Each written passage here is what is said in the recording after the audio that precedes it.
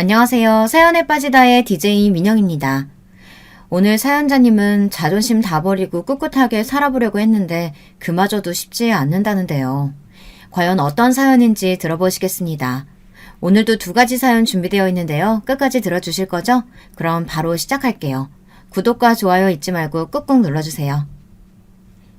안녕하세요. 저는 40대 유부녀입니다. 저는 대학 교수인 시부모님을 모시고 사는 한 집안의 맏며느리입니다. 요즘 같은 시대에 시부모님을 모시고 산다고 하면 다들 저를 안쓰럽게 바라보시는데요. 젊은 나이에 벌써 시부모 시집살이 하느라 고생이 많다고요. 하지만 현실은 전혀 그렇지 않습니다.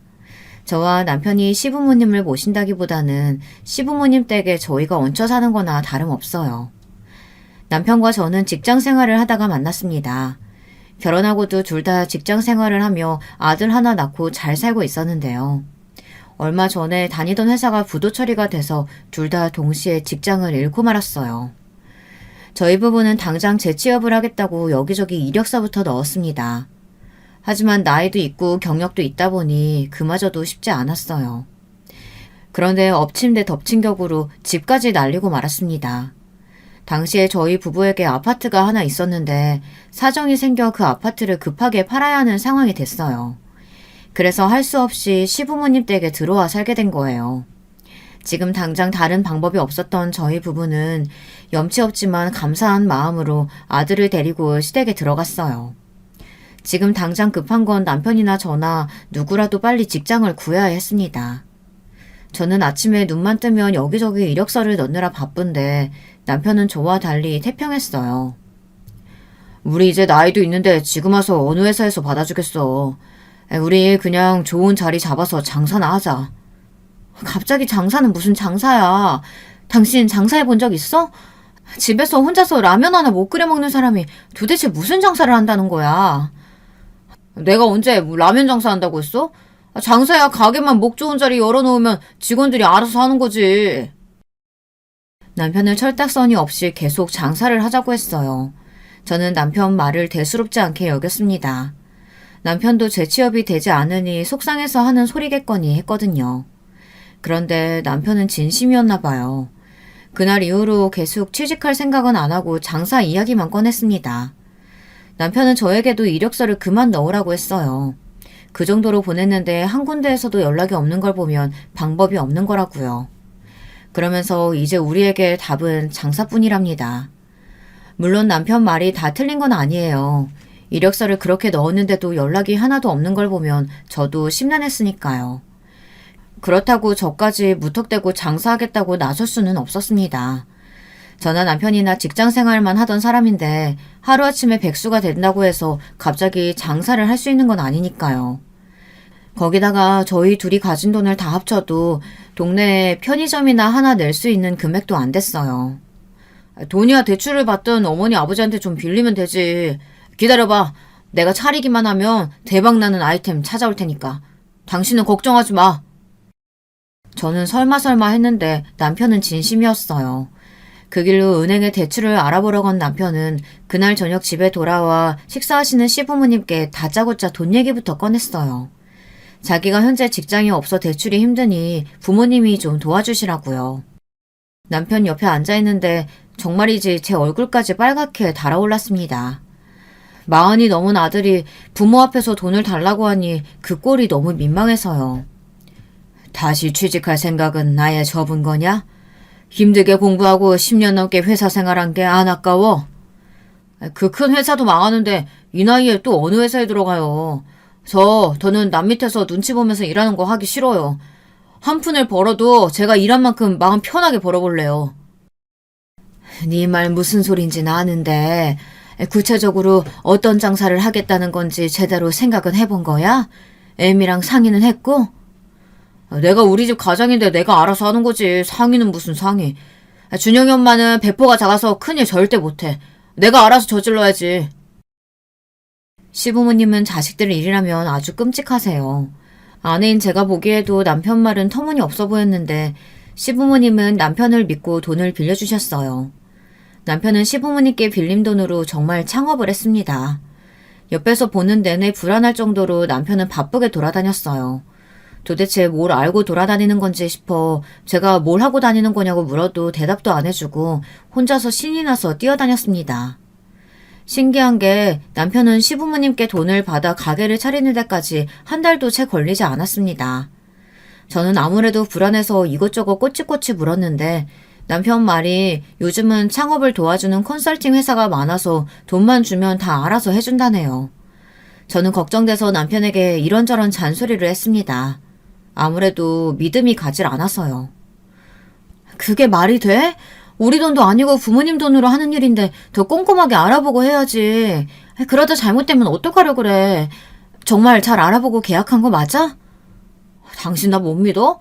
왜 자꾸 가장이 하는 일에 일일이 따지고 그래. 당신이나 나나 그래봐야 회사 망하는 것도 모르고 멍청한 짓 하고 있었던 건 똑같아. 그냥 이번에 잔말 말고 내가 하자는 대로 해. 남편은 제가 무슨 소리만 하면 망한 회사 이야기를 들먹이며 가만히 있으라고 했습니다. 거기다가 가게에 투자한 돈도 자기 부모님께 받은 돈이니 자기가 다 알아서 하겠다고 했어요. 저에게는 일절 신경 쓰지 말라고 했습니다. 남편이 그렇게 고집이 센 사람인지 몰랐어요. 물론 믿었던 회사가 망하고 고생을 많이 했으니 화가 나 있는 것도 충분히 이해가 됐지만 우리 가족에게는 중요한 일인데 저와 상의도 안 하고 멋대로 진행해버리니 저로서는 서운하더군요. 어찌됐든 남편은 본인의 계획대로 국밥집을 차렸습니다. 체인이라는데 저는 처음 들어보는 곳이었어요. 남편은 자신만만했습니다. 저더러 앞으로 돈은 자기가 벌 테니 아들이나 잘 돌보라고 하더군요. 그때까지만 해도 저는 남편을 한번 믿어보자 싶었습니다.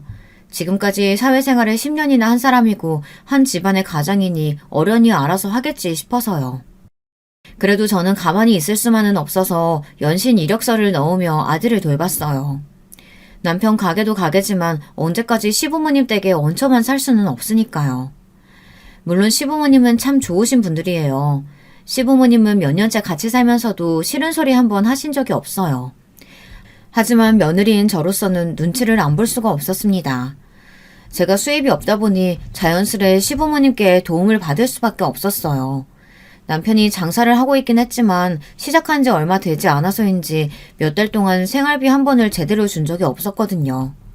저희 상황을 눈치채신 시부모님께서 저에게 카드를 주셨어요. 생활비로 쓰라고요.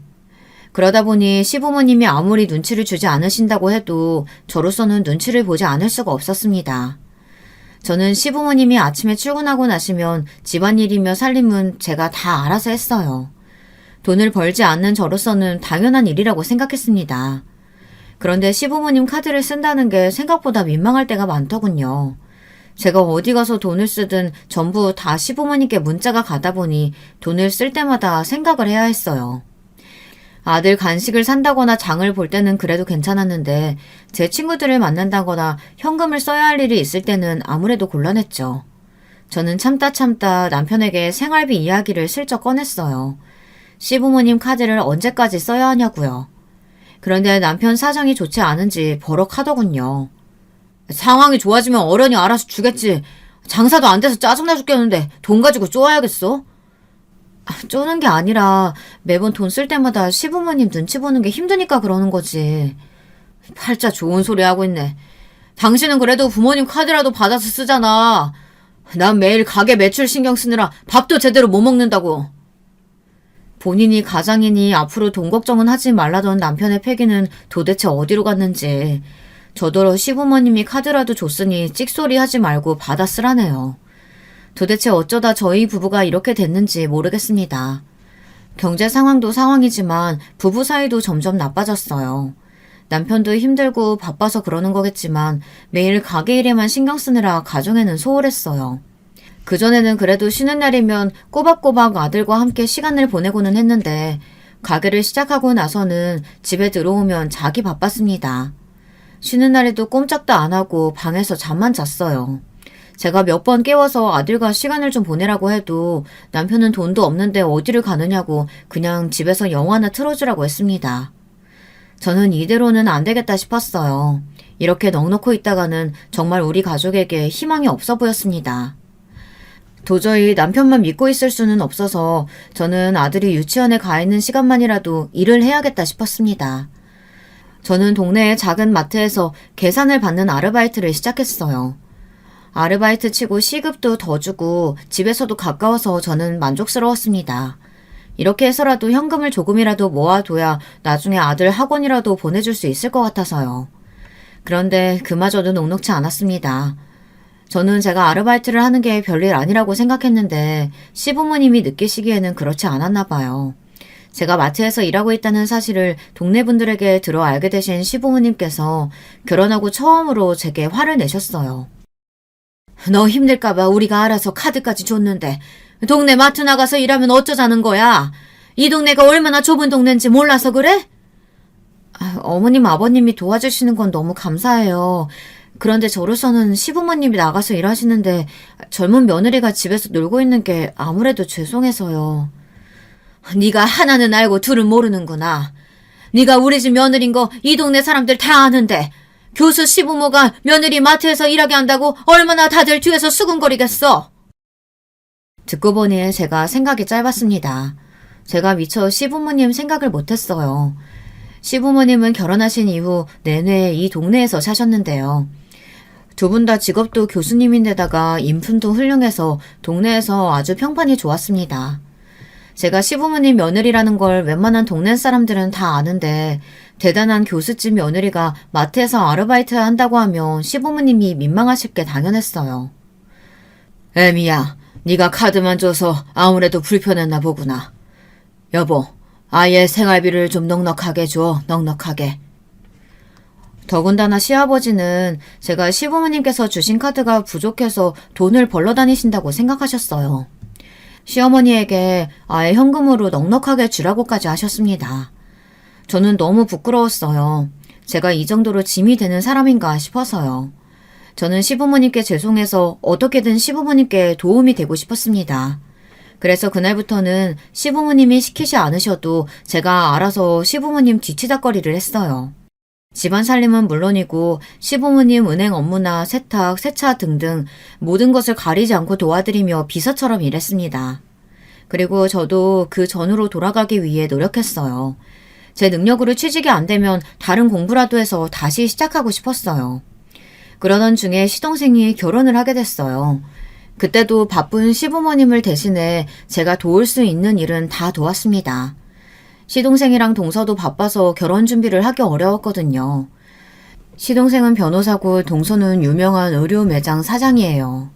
알고 보니 동서의 친정아버지가 패션 회사를 운영하신다고 하더라고요. 동서는 흔한 금수저였어요. 시동생과 동서는 신혼집으로 동서가 원래 살던 집에 들어가 살기로 했대요. 동서가 청담동 토박이라 그 땅값 비싼 청담동 항복판에 30억 넘는 아파트에 살고 있더라고요. 동서가 살던 집으로 시동생이 들어가 사는 게 시부모님은 아무래도 신경 쓰이셨는지 동서 집의 인테리어를 새로 해주기로 하셨어요. 저도 나중에 들은 이야기인데 동서네 처가가 워낙 잘 살다 보니 결혼 준비하는데도 양가가 의견 차이가 좀 있었나 봐요. 동서가 결혼식장이나 신혼여행을 초호화로 하겠다고 해서 시부모님이 좀 당황하셨나 보더라고요. 사업이야 사업하는 분이시라 상관없겠지만 우리는 둘 다 교육자다 보니 몇 천씩 들어가는 호텔 결혼식은 좀 부담되는구나. 오시는 손님들 보기에도 좀 민망하고. 시아버지는 애둘러 말씀하셨어요. 시부모님이 경제적으로 여유가 없으시진 않아도 식사비로 몇 천이나 들어가는 호텔 결혼식은 부담된다고요. 그런데도 동서는 아랑곳하지 않았습니다. 에이, 아버님, 그런 거면 진작 말씀하시지 그랬어요. 제가 아버지한테 말씀드려서 신랑 쪽 식사도 우리가 다 계산하시라고 할게요. 저는 무슨 일이 있어도 꼭 그 호텔에서 결혼해야 돼요. 저보다 못 사는 제 친구들도 다 거기서 했단 말이에요. 결혼식에 새 옷 사는 것도 아니고 친구가 했다고 해서 다 따라한다는 게 말이 되니? 양가 형편이 다 다른 거니까 서로 맞춰서 하자. 동서 말이 말도 안 된다며 인상을 구긴 시어머니가 호텔은 절대 안 된다고 다시 다른 식장으로 알아보자고 하셨어요. 그 순간 동서가 기분이 상했는지 표정이 일그러지더군요. 그러더니 한다는 소리가 기가 막혔습니다. 어머니 말대로 서로 맞추려고 이러는 건데요. 우리 집도 수준이라는 게 있는데 왜 어머님 때문에 우리 집 수준을 낮춰야 해요? 저는 제 수준 낮출 생각 없으니까 그냥 제가 맞춰드리는 대로 하세요. 순간 그 자리에 있던 식구들 표정이 다들 어안이 벙벙해져서 벌어진 입을 다물지 못했습니다. 시부모님도 마찬가지였고요. 시동생이 애써 말을 돌려보려고 했지만 이미 분위기는 좋지 않았어요. 시야가 워낙 거침이 없고 자신감이 넘쳐서 그래요. 장인어른도 주변에 보는 눈이 많아서 호텔에서 해야 한다고 하시는 거니까 조금만 이해해 주세요. 시어머니는 동서에게 하고 싶은 말이 많으신 것 같았지만 시아버지의 눈짓에 애써 참았습니다. 그래, 우리가 너무 우리 집 생각만 했다. 사업하시는 분은 또 나름대로 다 사정이 있으실 텐데. 그럼 너희가 말한 대로 알아서 해라. 시아버지의 힘 빠진 얼굴을 저는 그날 처음 보았어요. 제가 보기에 저희 시부모님은 누구보다 대단하시고 존경받아 마땅하신 분들이신데 동서 앞에서는 말도 제대로 못하시더군요. 알고 보니 시동생이 다니던 로펌에서 대형 사고를 쳤대요. 고소를 당해 합의금만 몇 억 소송을 당했다는데 그걸 동서 아버님이 해결해 줬다나 봐요. 거기다가 시동생이 로펌을 나오면 시동생 이름으로 사무실도 차려주겠다고 하셨다네요. 동서 아버님이 운영하시는 회사랑 주변에 아는 회사들 재판 관련인들까지 모두 다 시동생에게 맡기기로 하셨고요. 그러다 보니 동서는 누구보다 우리 집에서 갑이었어요. 누구도 동서 말에 토를 달 수가 없었죠. 동서에게 잘못 보였다가는 우리 집에서 가장 기대주였던 시동생마저 거리에 나앉게 생겼으니까요. 시부모님도 애써 동서 비율을 맞춰주고 있었지만 아무래도 마음적으로는 힘드셨는지 시동생 결혼 준비를 저에게 부탁하셨습니다. 나는 시아인지 뭔지 걔랑 이야기하다 보면 아주 머리가 지끈거려서 30분도 같이 못 있겠더라. 에미니가 그냥 같이 다니면서 걔가 하고 싶은 대로 다 하게 내버려둬. 시어머니는 동서와 잠시도 같이 있기 힘드시다며 동서의 인테리어 일을 저에게 맡기셨어요. 어차피 동서가 하고 싶은 대로 다 할 테니 옆에서 도와줄 것만 도와주고 결제만 하라고 해주셨습니다. 시부모님이 소개해준 인테리어 업체가 있었어요. 오래전부터 시부모님과 잘 아는 사이라고 하셨죠. 저는 아무래도 동서와 상의해야 할 것 같아 시동생에게 연락처를 받아 계속 동서에게 전화했습니다. 그런데 동서가 계속 전화를 받지를 않더군요. 할 수 없이 시동생에게 연락해 인테리어 상담을 해야 하니 어체사람과 청담동 집에 들어가겠다고 했습니다. 동서에게 전해달라고요. 저는 인테리어 상담날이 되어서야 동서를 만나게 됐어요. 그런데 동서는 저를 보고도 아는 척도 안 하고 그냥 지나쳐 버리더군요. 분명 얼마 전에 시댁에서 만났는데도 말이죠. 저는 애써 미소를 지으며 먼저 동서에게 다가가 인사했습니다. 손이 동서가 될 사람이라고요. 그제야 저를 알아본 동서는 저를 신기하게 바라보더군요. 제가 여기까지 올 줄은 몰랐답니다. 어머, 인테리어 업체에서 나온 사람인 줄 알았어요. 아무리 맏며느리라도 그렇지 시동생 결혼하는데 이런 허드렛 일까지 알아봐주고 고생이 많으시네요. 근데 어떡하죠, 형님? 이쪽이 제 스타일이 아니라서 이미 다른 데로 다 결정했는데. 시부모님이 인테리어 업체는 이쪽으로 계약하라고 하셔서 이미 다 결정을 해둔 상태였어요. 동서가 제 전화를 받지 않아 아직 계약금은 보내지 않았지만 구두로 이미 결정한 상태였습니다. 그런데 동서는 이미 다른 인테리어 업자랑 계약을 했다더군요. 내가 말한 업체는 시부모님께서 몇십 년 동안 거래했던 회사예요. 이미 구두상으로 결정해둔 상태니까 이쪽에서 다시 상담 받아보는 거 어때요? 경력도 많으시고 일도 꼼꼼하게 잘하시는데. 저는 동서에게 차분하게 제 생각을 이야기했습니다. 시부모님이 큰돈 들여 인테리어 해주시는 건데 시부모님이 잘 아시는 곳에서 하는 게 맞는 것 같아서요. 그런데 동서는 요즘 아가씨라 그런지 저와 생각이 달랐습니다. 끝까지 자기가 알아본 곳에서 하고 싶다더군요. 회사가 오래됐든 일을 꼼꼼하게 하든 제가 제 눈으로 본 게 아닌데 어떻게 믿어요. 아직 계약금 낸 것도 아니라고 하셨으니까 그냥 취소하세요. 저는 무조건 제가 알아본 업체랑 할 거예요. 그러니까 지금 바로 이쪽으로 계약금 보내주시고요.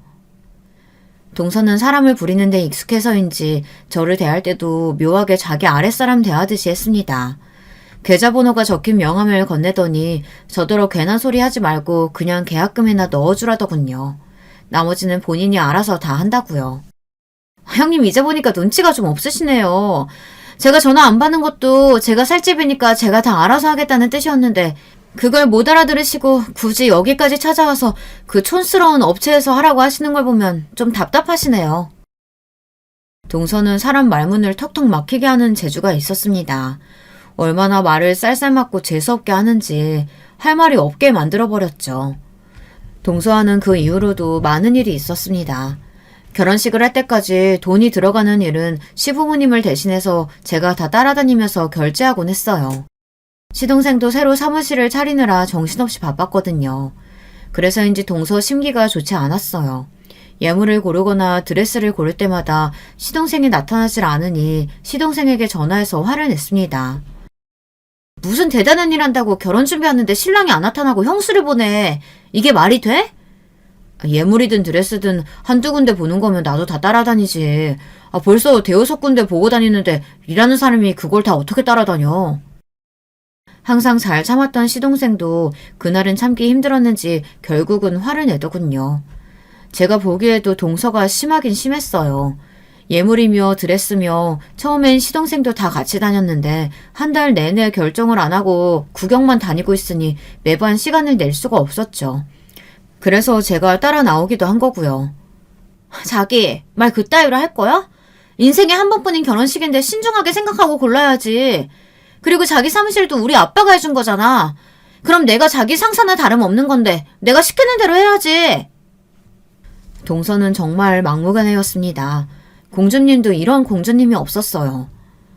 아무리 중요해도 한두 번이지 한 달 내내 일을 뺄 수는 없잖아. 내가 정말 바빠서 그러는 거니까 자기가 이해해줘. 오늘만 형수님이랑 같이 다니면서 골라. 시동생은 그대로 전화를 끊어버렸는지 동서가 핸드폰에 대고 소리를 막 지르더군요. 시동생 욕을 하면서요.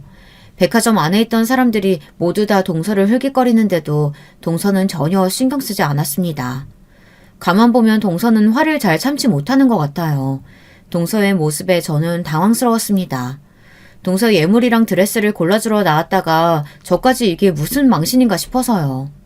그런데 문제는 동서는 시동생에게 화가 난 걸 저에게 풀었다는 겁니다. 그날 함께 들어간 예물숍은 명품이라 굉장히 비쌌는데요. 그런데도 이것저것 많이도 고르더군요. 저도 가진 건 없지만 안목은 좀 있는 편이에요. 그래서 시어머니도 동서와 시동생 결혼식에 저를 믿고 일을 맡겨주신 거고요. 저는 동서가 고른 예물들을 보면서 동서에게 더 어울릴 만한 디자인을 골라줬어요. 그런데 매장 점원이 눈이 휘둥그레지면서 저에게 보는 안목이 있다고 칭찬했습니다. 요즘 제일 잘 나가는 거라고요. 그런데 그 말에 동서 눈빛이 싹 변하더군요. 그러더니 심술이라도 부리듯 잔뜩 골라놓은 예물을 다 하겠다며 저더러 계산을 하라네요. 저는 직원이 말한 금액을 듣고 너무 놀랐어요. 시부모님이 정한 예산보다 2배나 더 비쌌습니다. 저는 예산보다 너무 많이 산 것 같다고 동생에게 이야기하고 시부모님께 연락을 드리고 오겠다고 했습니다. 그러자 동서가 팔짱을 끼더니 콧방귀를 끼더군요. 정말 교수 집안이라더니 왜 이렇게 구질구질해? 그거 얼마나 한다고 일일이 다 허락받고 결제해야 되는 거예요? 동서 아무리 우리끼리 있어도 그렇지 말이 너무 지나친 거 아니야? 시부모님한테 구질구질하다니. 동서는 솔직하고 거침없는 게 아니라 그냥 개념 없는 싸가지였습니다. 이 정도면 못 배워도 너무 못 배워 먹은 거였어요. 뭐야, 인연이 지금 나한테 소리 지른 거야? 내가 형님이라고 불러주니까 진짜 자기가 내 형님이라도 되는 줄 아나. 야, 너 직장도 잘려서 집도 날리고 시댁에 들어가서 빌부터 사는 거라며. 그런 주제에 어디서 훈계질이야. 저는 순간 제 두 귀를 의심했습니다. 동서가 정말 저에게 하는 말이 맞나 싶어서요.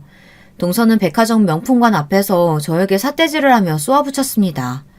저는 너무 놀라서 동서에게 한마디도 못하고 그대로 집에 왔어요. 얼마나 놀랐는지 집에 올 때까지도 손이 덜덜 떨렸습니다. 동서는 저보다 10살이 어려요. 새까맣게 어린 친구가 자기한테 소리 좀 질렀다고 저더러 소리를 지르며 막말을 하는데 정말 어떻게 해야 할 줄 모르겠더라고요. 그런데 그날 저녁 더 당황스러운 일이 생겼습니다. 친구들과 저녁을 먹는데 시동생이 씩씩거리며 집에 들어왔어요. 그러더니 저를 부르며 주방으로 들어오더군요. 형수, 도대체 우리 시아한테 뭘 어떻게 한 거예요? 시아가 다시는 형수 얼굴 보고 싶지 않다고 앞으로 형수랑 마주치게 하면 나랑 결혼 안 한대요. 오늘 백화점에서 뭘 어떻게 하셨길래 그래요? 적반하장도 유분수지. 동서는 형님인 저에게 반말까지 하며 지랄을 해놓고 저에게 사과는 하지 못할 망정 시동생에게 저 때문에 결혼을 못하겠다고 했다네요. 저는 너무 억울해서 시부모님과 남편 그리고 시동생에게 그날 백화점에서 있었던 일을 다 이야기했어요. 저는 정말 토시 하나 안 빼먹고 있었던 그대로 이야기했습니다. 동서가 저에게 욕을 하며 소리를 지른 것까지 모두 다요. 아유, 정말 시아게는 도대체 가정교육을 어떻게 받은 거니? 정신이 있는 애야 없는 애야? 너 정말 걔랑 결혼할 생각이야? 다행히도 시어머니는 제 편을 들어주셨습니다. 안 그래도 동서가 마음에 안 드셨으니 이 기회에 결혼을 다시 생각해보는 게 어떠냐고요. 그런데 그때 시동생이 난리가 났습니다. 시아 없으면 나 앞으로 어떻게 살라고요? 어머니 아버지가 제 변호사 사무실 차려주실 수 있어요? 무조건 승소할 만한 사건 물어다 주실 수 있냐고요. 저 도와주실 거 아니면 방해는 하지 마세요. 시아는 저한테 지금 마지막 동아줄이에요. 저는 무조건 시아랑 결혼할 거니까 형수님 지금 당장 시아한테 연락해서 제대로 사과하세요. 안 그러면 제 결혼식에 형수 자리는 없어요. 아니 이 녀석이 부모 앞에서 못하는 소리가 없어. 너야말로 지금 당장 형수한테 사과 안 해? 시부모님은 모두 제 편을 드시며 시동생을 나무랐지만 시동생은 저에게 사과할 생각이 없었습니다. 끝까지 저더러 동서에게 연락해 사과하라고 했어요. 거기다가 더 서러웠던 건 남편의 태도였습니다. 시동생이 돌아가고 밤이 되자 저더러 동서에게 연락을 하라고 하더군요. 빨리 연락해서 잘못했다고 실수였다고 말하래요. 저는 어이가 없어서 내가 잘못한 게 없는데 왜 사과를 해야 하냐고 남편에게 따졌어요. 그러자 남편이 하는 말이 기가 차더군요. 당신은 도대체 누구 남편이야?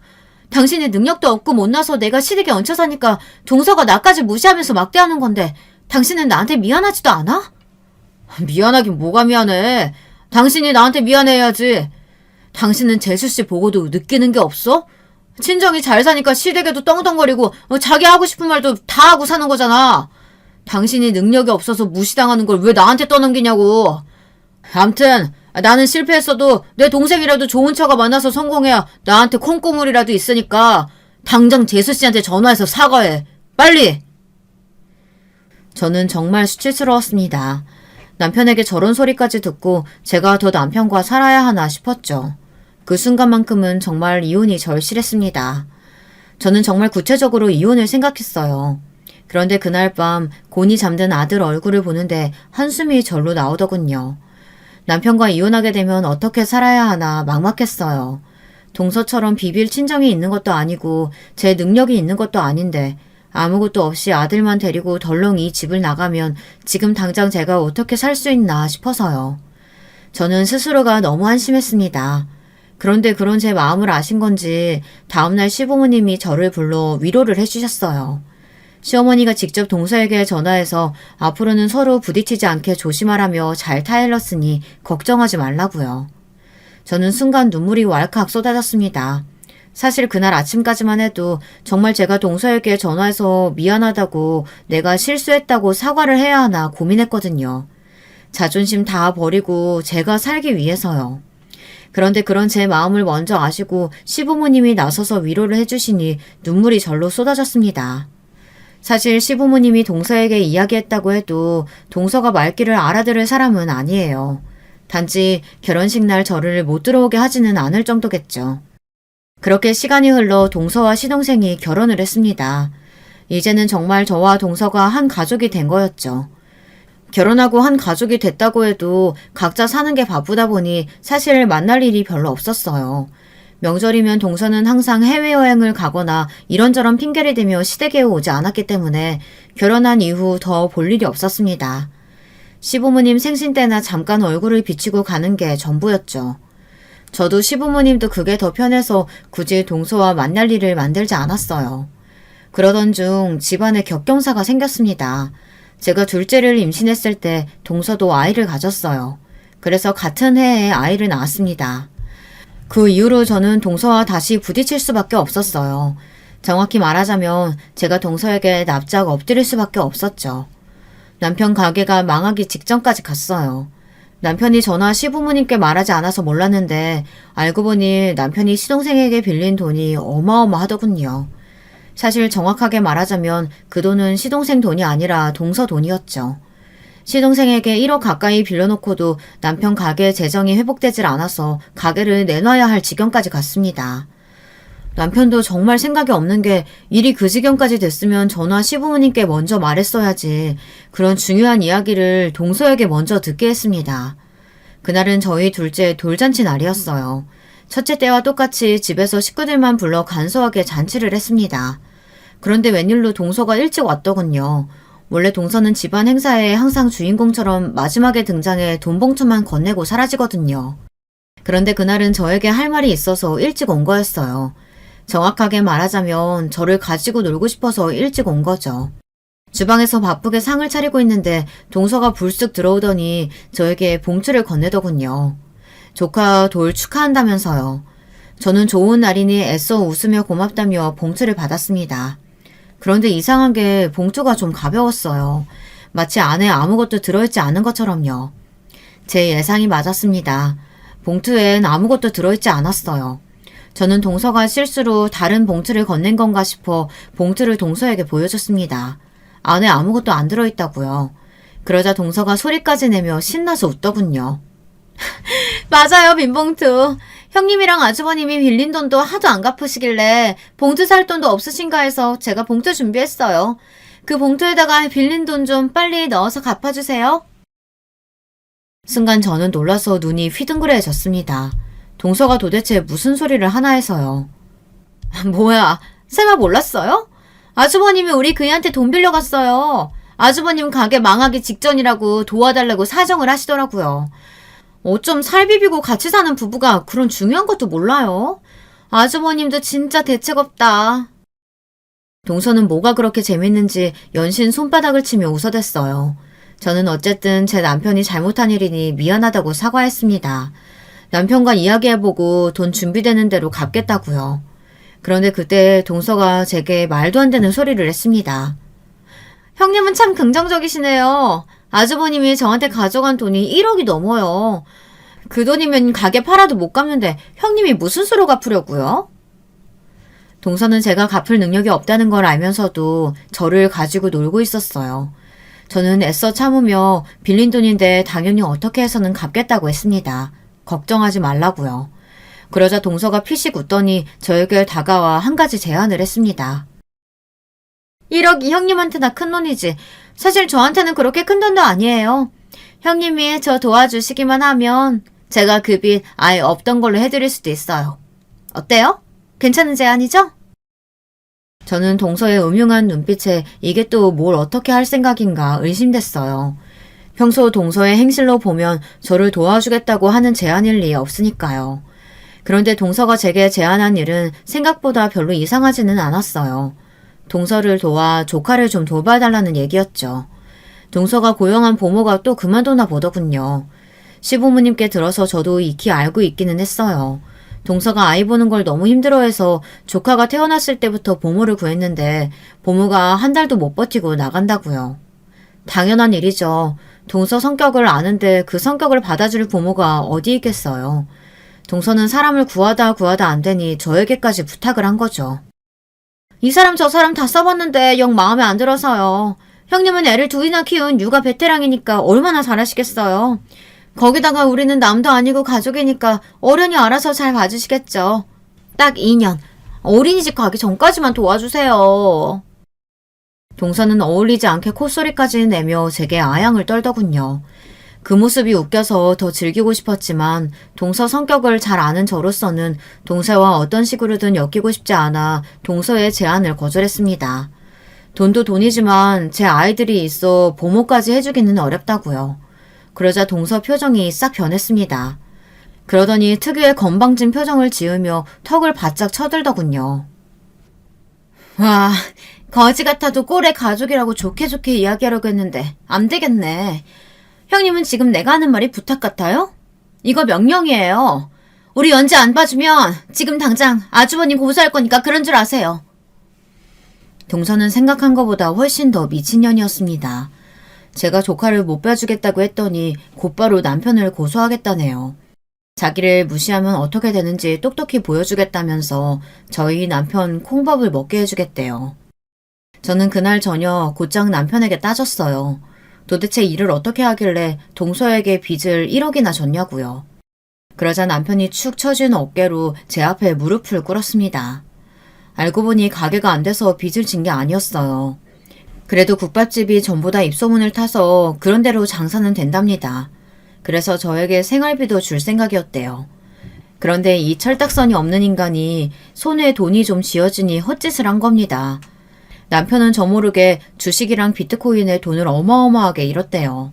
그 돈을 막으려고 여기저기서 돈을 끌어다 쓰다 결국은 시동생에게까지 손을 벌린 거죠.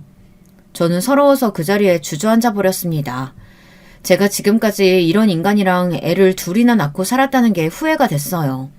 하지만 이러고 있을 때가 아니었습니다. 저라도 정신 차려야 했어요. 저는 남편에게 동서가 한 말을 그대로 전했습니다. 제가 조카 보모를 해주면 빚을 다 탕감해 주겠다고요. 그리고 제가 보모를 해주지 않으면 남편을 고소하겠다고 한 말도 했습니다. 그러자 남편이 당황하더군요. 동서에게 고소당하면 콩밥 먹는 게 아니냐고 울먹이면서요. 그런데 순간 남편 얼굴이 바뀌더니 갑자기 얼굴에 화삭이 돌았어요. 그러더니 저더러 차라리 잘 됐다네요. 어쩌면 이게 기회인지도 모르겠다. 당신이 애 보는 거 잘하잖아. 재수씨 말이 우리 애들 보면서 같이 연지만 봐주면 우리 빚 다 없는 셈 해주겠다는 거 아니야. 뭘 고민해. 무조건 해야지. 그 순간 남편에게 눈꽃만큼 남아있던 정남이가 뚝 떨어지고 말았습니다. 제가 지금까지 어떻게 살았는데 아무리 생각이 없어도 그렇지 자기가 사고치고 진 빚을 저더러 갚으라뇨. 그것도 그 재수없는 동서녀의 시중을 들면서요. 저도 도저히 이렇게 살 수는 없었습니다. 저는 남편에게 이혼을 선언했어요. 당신은 생각이 있니 없니? 지금 나더러 그 재수없는 년 옆에서 시녀 노릇을 하라는 거야? 그까지 돈 때문에? 나 당신이랑 더는 못 살아. 이혼해! 그 순간 문 밖에서 우는 소리가 들렸습니다. 저희 큰아들이었어요. 방 안에서 저와 남편이 큰 소리를 내자 큰아들이 걱정됐는지 방에 왔다가 저희 부부가 하는 소리를 들었나 봐요. 거기다가 아들 옆에는 시어머니까지 계셨죠. 아무리 속상하고 화가 나도 그렇지 시부모도 있고 자식도 있는 집에서 부모가 이혼이라는 소리를 꺼내면 되겠어. 언제나 제 편이었던 시어머니마저 속상하신지 저를 한번 쏘아보고는 우는 아들을 데리고 방을 나가버렸습니다. 그 와중에 제 남편은 제 속도 모르고 또 제 탓을 했어요. 아이고, 자식이 둘이나 있는 여자가 애들 앞에서 못하는 소리가 없어. 그리고 당신 주제에 지금 나랑 이혼하면 살 방법이나 있어? 그나마 나랑 사니까 교수 며느리 소리라도 듣는 거야. 암튼 팔자 좋은 줄도 모르고 염치도 없이. 잔말 말고 내일부터 당장 재수씨네 가서 연지나 봐줘. 저는 남편이 무슨 소리를 하든 귀에 들어오지 않았습니다. 단지 조금 전 방문을 열고 울면서 저를 바라보던 아들 얼굴만 떠올랐어요. 아들에게 너무 미안했습니다. 평소 씩씩해서 넘어져도 울지 않는 아이인데 엄마 아빠가 싸우고 이혼한다는 소리를 들었으니 얼마나 무섭고 속상할까 싶어서요. 다음날 저는 첫째를 유치원에 보내고 둘째를 데리고 동서네 집에 갔습니다. 저를 위해서가 아니라 제 아이들을 위해 동서의 제안을 받아들이기로 했어요. 남편도 제가 조카를 봐주고 빚을 정리하면 앞으로는 절대 주식이든 비트코인이든 손에 대지 않겠다고 약속했거든요. 사실 남편을 믿는 건 아니지만 저는 제 자식들을 위해 다시 한번 살아보기로 했습니다. 남편 말대로 제가 지금 당장 이혼하면 아들 둘 데리고 갈 곳도 없으니까요. 저는 제 거지 같은 팔자를 탓하며 동선의 집에서 조카를 보기 시작했습니다. 사실 동선의 집에서 조카를 보며 일일이 다 말할 수도 없을 정도로 모진 취급을 받으며 일했습니다. 저도 어차피 돈을 갚겠다는 마음 먹고 온 거 웬만한 건 다 꾹 참았습니다. 조카 보는 거 가지고 이거 먹여라 이거 입혀라 잔소리하는 건 다 참을 수 있었어요. 그런데 은근히 제 아들과 차별을 두고 키우라는 식으로 이야기하는 건 못 참겠더라고요. 한 번은 제 아들이 놀다 속이 안 좋아서 이유식 먹을 거를 옷에 다 토했는데요. 제가 여벌옷을 안 가지고 와서 조카 옷을 좀 입혔습니다. 그랬더니 동서가 아주 노발대발 난리를 치더군요. 저는 옷이 아까워서 일어나 싶어 제가 오늘만 입고 빨아다 가져다 주겠다고 했어요. 그러자 동서는 기가 막힌다는 듯 코웃음을 쳤어요. 아, 진짜! 비싼 건데 옷 다 버렸네. 그거 그냥 가져가서 준우 입혀요. 준우 입던 걸 우리 연지를 어떻게 다시 입혀요? 저는 동서가 한 말을 곱씹으며 생각했습니다. 도대체 무슨 뜻으로 하는 소리인가 싶어서요. 그런데 동서 말은 제 아들이 입은 옷은 절대 자기 딸한테 다시 입힐 수 없다는 소리였어요. 마치 오염이라도 된 것처럼 가져다 입히고 버리라는 이야기였습니다. 그뿐만이 아니었어요. 먹는 것도 제 아들이 먹는 간식이나 이유식을 조카한테 같이 먹으려고 하면 난리를 쳤습니다. 자기 딸이 먹는 건 따로 있으니 절대 같이 먹이지 말라고 했어요. 순간순간 다 때려치우고 뛰쳐나가고 싶을 때가 한두 번이 아니었지만 참아야 했습니다. 동서와 계약한 기간이 아직 1년이나 남았으니까요. 1년만 꾹 참으면 빚도 다 사라지고 저는 자유였어요. 그런데 그 1년이 마치 10년처럼 길게 느껴졌습니다.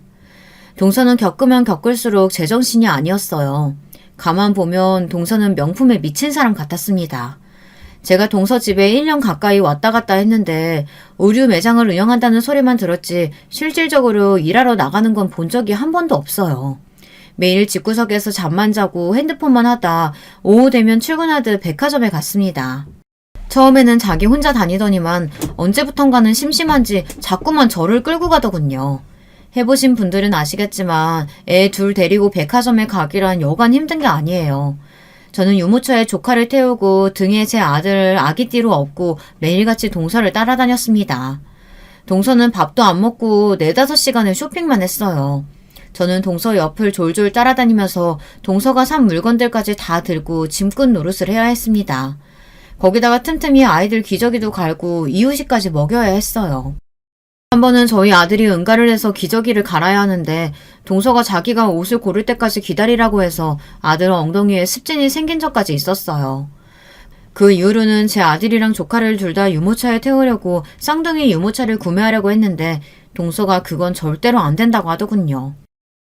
아, 정말 생각이 있어 없어? 준우랑 우리 연지가 쌍둥이도 아닌데 왜 쌍둥이 유모차에 태워? 사람들이 둘이 형제를 오해하면 어떡하라고? 언제부턴가는 동서가 저에게 반말을 하기 시작했어요. 제가 기분이 상해서 왜 말을 놓냐고 하면 동서는 정색하면서 저에게 서운하다고 했어요. 어머, 우리가 같이 한 세월이 얼만데 형님이 꼭 우리 언니 같아서 하는 소린데 서운하게 왜 그래? 동서는 이길 수가 없었어요. 제가 조금만 표정이 달라지고 원성을 내면 금세 아양을 떨며 옷이며 가방 같은 걸 하나씩 사줬어요. 그러다가 제가 좀 말을 잘 들어주면 금세 또 지랄지랄 재수없게 굴었죠. 저는 하루빨리 시간이 후다닥 지나서 1년이 지나기만을 바랬습니다. 그런데 그러던 어느 날이었어요. 일이 터지고 말았습니다. 그날도 애들을 데리고 동서와 백화점에 갔는데 그날따라 조카 연지가 몸이 안 좋은지 많이 못 챘어요. 알고 보니 새벽에 연지가 열이 나서 동서가 한숨도 못 잤다고 짜증을 내더라고요. 아, 밤새 애 보느라 짜증나서 혼났네. 오늘 스트레스 풀려고 나온 거니까 잔말 말고 잘 쫓아와요. 동서는 잠을 못 자서 그런지 평소보다 훨씬 더 까칠했습니다. 물건도 더 많이 사고요. 반면 저는 혹시나 연지가 열이 나는 게 아닌가 신경 쓰여 연신 이마를 만졌습니다. 그런데 그럴 때마다 동서가 저에게 소리를 쳤어요. 왜 자꾸 더러운 손으로 애 머리를 만지냐고요. 저는 연지가 열이 나는 것 같아 신경이 쓰여서 그런다고 했습니다.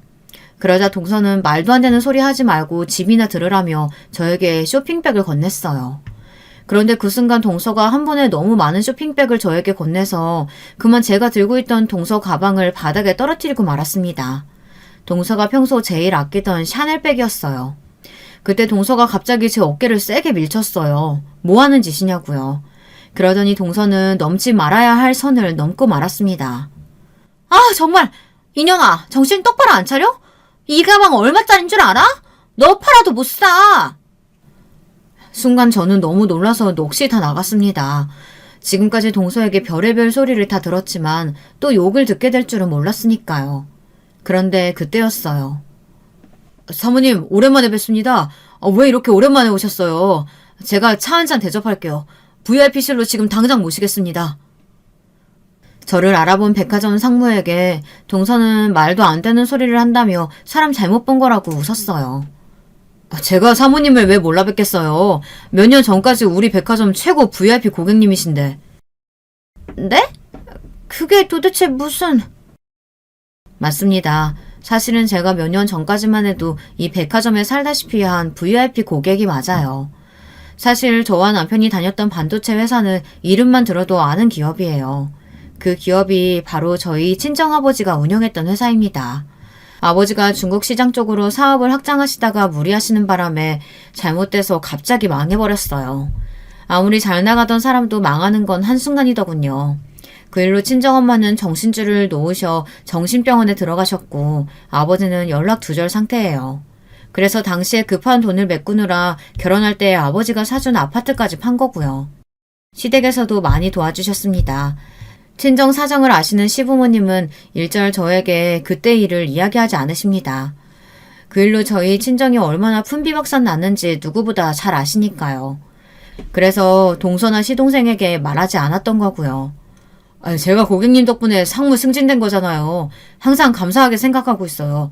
한번 뵈면 꼭 은혜 갚으려고 했는데 이렇게 뵙네요. 이거 백화점 VIP 라운지 이용권인데 언제든 놀러 오세요. 어머, 이 라운지 이용권 그렇게 갖고 싶어도 나도 못 받은 건데. 동서가 철딱서니가 없긴 없어요.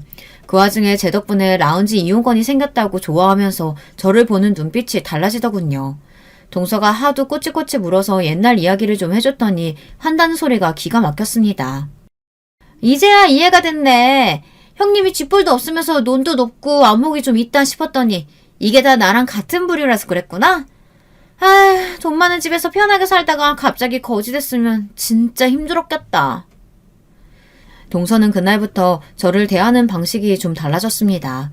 갑자기 저를 불쌍하게 여기며 정말 언니처럼 대했어요. 전처럼 막대하지도 않고 재수없게 굴지도 않아요. 거기다가 라운지에 올라갈 때마다 제 덕분이라고 팔짱까지 꼈습니다. 가장 달라진 건 백화점에 갈 때 조카 유모차를 본인이 끈다는 겁니다. 하지만 이제는 제가 달라졌어요. 동서에게 더는 조카를 보지 않겠다고 했습니다. 제가 잘못 생각했어요. 백화점 상무님이 된 직원을 만나고 나니 예전에 당당했던 제 모습이 떠올랐습니다. 그때 제가 돈이 많아서 당당했던 것만은 아니었어요. 저는 동서랑은 다른 사람입니다. 저는 돈이 있든 없든 정직하고 올바르게 살아온 사람이에요. 돈 좀 없다고 해서 동서 앞에서 처량하게 살 사람이 아니라는 거죠. 더는 동서네 집에 안 올 거니까 내 남편 고소할 거면 고소해. 동서가 무슨 짓을 해도 더는 동서 시녀 노릇 안 할 거니까. 그날 이후 저는 동서가 당연히 남편을 고소하고 치사하게 나올 줄 알았어요. 그런데 웬일로 동서는 그냥 넘어갔습니다. 그때 백화점에서 받은 VIP 라운지 이용권만 넘기면 그냥 넘어가 주겠다고 하더군요. 동서도 이제 슬슬 철이 드나 봐요. 저는 요즘 나름대로 잘 지내고 있습니다. 남편도 똑같고 동서도 똑같지만 제 마음이 달라졌어요. 가진 건 없지만 예전의 저로 돌아왔습니다. 당당하고 올바르게 살아가고 있고요. 그리고 다시 이력서도 넣고 있습니다. 아직 연락이 오는 것은 없지만 그래도 포기하지 않고 다시 취업에 성공할 거예요. 여러분이 이런 저를 응원해주세요. 취직도 될 거고 다시 돈도 모아 아이들과 살 집도 구하게 될 거라고요. 지금까지 저희 이야기 들어주셔서 감사합니다. 여러분들도 젊은 날에 당당했던 본인의 모습을 되찾을 수 있기를 바라겠습니다. 여러분, 두 번째 사연 시작하기 전에 좋아요, 구독 꼭 눌러주실 거죠? 그럼 두 번째 사연 바로 시작합니다. 안녕하세요. 저는 경기도에 살고 있는 30대 초반 여자입니다. 결혼을 일찍 한 편이라 벌써 결혼한 지도 5년이 됐네요. 하지만 요즘 5년간의 결혼 생활을 이제 끝내야 하나 말아야 하나 결정해야 하는 기로에 서 있어서 너무 갑갑한 마음에 사연을 신청하게 됐습니다. 남편과 저는 대학교 시절 만났습니다. 학교 선배였던 남편과 우연히 친해졌고 성격이 잘 맞아서 금방 사귀게 됐습니다. 졸업 후 저는 전공과 관련된 회사에 바로 취업을 해서 일을 시작했습니다. 남편은 저와 달리 졸업 후 바로 취업하지 않고 공무원 시험을 본다며 매일매일 독서실에 틀어박혀 공부를 하는 수험생이 됐습니다. 자기 성격에 치열한 경쟁사회에서는 살고 싶지 않다며 자기는 정년이 보장되고 경쟁 없이 편하게 일할 수 있는 공무원이 되고 싶다면서요. 사실 공무원이 편하게 일하는진 잘 모르겠지만 본인 생각에 그게 적성에 맞을 것 같다고 하니 저는 묵묵히 응원하고 기다렸습니다. 사실 남편이 학교 다닐 때에도 공부를 나름 잘하는 편이었고 차분하게 책상에 오래 앉아있는 스타일이라 정말 열심히 한다면 합격할 수 있을 것 같았어요. 공무원 시험 준비를 한 첫 해의 시험은 떨어졌습니다. 공부 기간이 짧았으니 어쩔 수 없는 결과라고 생각했어요. 남편은 너무 실망했지만 최대한 제 나름대로 기운 내라고 맛있는 것도 사 먹이고 위로를 해줬습니다. 평소에도 남편이 공부만 한다고 밥도 잘 못 챙겨 먹고 있는 것 같아서 독서실에서 먹을 수 있는 간단한 간식이라도 자주 사다가 채워주고 일주일에 하루 공부를 쉬는 날에는 공기 좋은 곳에 잠깐이라도 가서 같이 바람 쐬고 평소에 가보고 싶어 했던 식당도 데려가서 밥도 사주고 했습니다. 여름엔 더울까 겨울엔 추울까 계절마다 옷도 사입혀가며 물심양면으로 응원했습니다. 많지도 않은 월급에 적금 들 것도 줄여가긴 했지만 남편한테 쓰는 돈은 아깝지 않다고 생각했습니다. 하지만 제가 이렇게 남편에게 헌신하는 것에 대해서 주변 친구들은 걱정을 하곤 했습니다. 야, 너 그렇게 헌신하다가 오빠가 공무원 합격해서 너 버리면 어떡할래? 아니야, 오빠 그럴 리가 없어. 뭐가 그럴 리가 없어. 사람 일은 모르는 거야. 원래 고시공부 합격하면 뒷바라지 해준 여친 배신하고 새로운 여친 사귀는 사람 많다더라. 그러니까 너도 조심해. 친구들이 이런 얘기를 할 때마다 겉으로는 아니라고 했지만 걱정을 아예 안 했다면 거짓말이겠지요. 하지만 제 걱정과는 달리 배신당할 일은 일어나지 않았습니다. 남편이 공무원 시험에 2년 연속 떨어지고 공부를 포기했거든요. 솔직히 3년은 할 줄 알았는데 생각보다 끈기가 없었나 봅니다. 남편은 공무원 시험을 포기한 후 대충 스펙에 맞춰서 작은 중소기업에 취직했습니다. 공무원 시험을 포기한 게 아깝긴 했지만 한편으론 다행이란 생각도 들었습니다. 언제 합격할지 모르는 공무원 시험 뒷바라지 하면서 기다리는 것보단 적은 월급이라도 같이 모으다 보면 금방 결혼 자금 모으고 행복한 결혼 생활을 할 수 있을 것 같았거든요. 그 이후 남편은 취직해서 나름 회사에 잘 적응하며 다녔고 얼마 지나지 않아 저에게 프로포즈를 했습니다. 수연아, 나랑 결혼하자. 내가 모은 돈도 없고 아직 부족하지만 행복하게 해줄게. 라면서요. 솔직히 프로포즈를 받은 당시에는 기쁨 반 걱정 반이었습니다. 아니, 걱정보다는 황당이라고 할까요? 이제 막 취업했는데 결혼이라니. 전 사실 남편이 취직하고 몇 년 동안은 같이 돈 벌면서 결혼자금 차근차근 모아서 빨라도 2, 3년 후쯤을 생각하고 있었는데 모은 돈도 하나 없이 결혼이라뇨. 제 나이가 아직 20대 중후반이라 아직 결혼하기엔 이른 것도 있기도 했고요. 공부만 하느라 세상 물정을 모르나 하는 생각도 했습니다. 하지만 남편과 오래 사귀기도 했고 언젠가 결혼을 한다면 남편과 하겠다고 생각하고 있었어서 그 시기가 조금 당겨질 뿐이라고 생각하니 별 문제가 안 된다는 생각이 들었습니다. 그래서 저는 프로포즈를 받아주고 남편과 서로 결혼에 대해 구체적으로 얘기하게 됐어요. 얘기하다 보니 제일 중요한 건 아무래도 집 문제였습니다. 남편은 이제 막 취업했으니 당연히 모은 돈이 하나도 없었고요. 저도 직장 생활하면서 모은 돈이 약 3천만 원 가량이었습니다. 결혼식 비용에 신혼집까지 구하기엔 택도 없는 돈이었죠. 그때 남편이 말했습니다. 내가 안 그래도 부모님이랑 상의 좀 해봤거든? 그랬더니 좋은 방법이 있더라고. 뭔데? 우리 부모님 집 있잖아. 너도 저번에 한번 와봐서 알지? 거기 방 하나가 남거든? 거기서 당분간 살면서 돈 모으는 건 어때? 뭐? 나보고 시댁에 들어가서 살라고? 아니, 평생 거기서 살자는 게 아니라 우리 돈 모아서 이사 가려면 적어도 5년은 있어야 되니까 딱 5년만 거기서 살자. 전 굳어가는 표정을 숨길 수 없었습니다. 제 주변 친구들 중엔 아무도 시댁에 사는 사람이 없었습니다. 5년만 시댁에서 살자뇨. 정말 청천벽력 같았습니다. 솔직히 말이 5년이지 그때까지 이사갈 만큼 돈이 모인다는 보장도 없고 또 혹시 아이라도 생긴다면 더욱더 분가하기 힘들 것 같았습니다. 전 제 걱정을 남편한테 얘기해봤습니다.